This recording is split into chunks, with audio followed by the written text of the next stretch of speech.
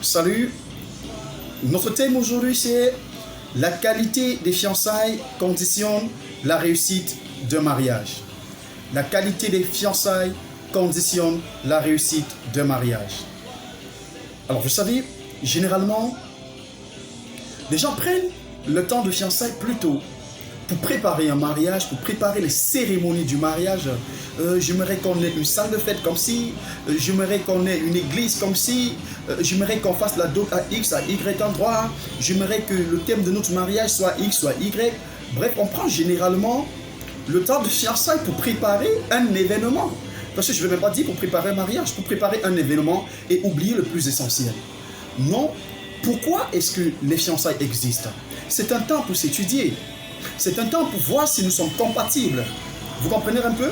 C'est un temps pour voir si les deux partenaires sont compatibles.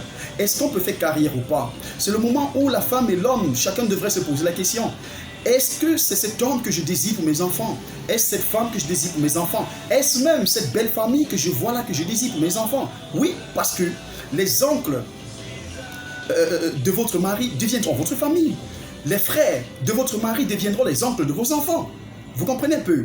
Les parents de votre mari ou de votre femme deviendront vos parents. Alors lorsque vous étudiez ces personnes et vous posez la question, est-ce ces parents, les parents de cette femme, que j'aimerais qu'ils soient les grands-parents de mes enfants, c'est-à-dire ceux avec lesquels mes enfants pourront passer des vacances? Voilà les questions qu'on se pose pendant les fiançailles. Maintenant, le plus important, ce serait les deux partenaires, c'est-à-dire l'homme et la femme. Mes amis, je vais vous dire quelque chose. Un petit ami qui n'aide jamais sera un mari paresseux. Un petit ami qui n'aide jamais sera un mari paresseux. D'accord? Ceci ne va jamais changer. Vous n'allez pas changer ça. Tout de même comme une petite amie orgueilleuse sera une épouse irrespectueuse. Une petite amie orgueilleuse sera également une épouse irrespectueuse.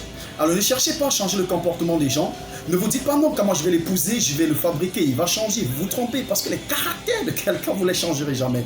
Alors soit vous l'acceptez ainsi, soit vous ne l'épousez pas. J'étais Célestin Chonta, coach et conférencier sur les domaines de la vie amoureuse et du développement personnel.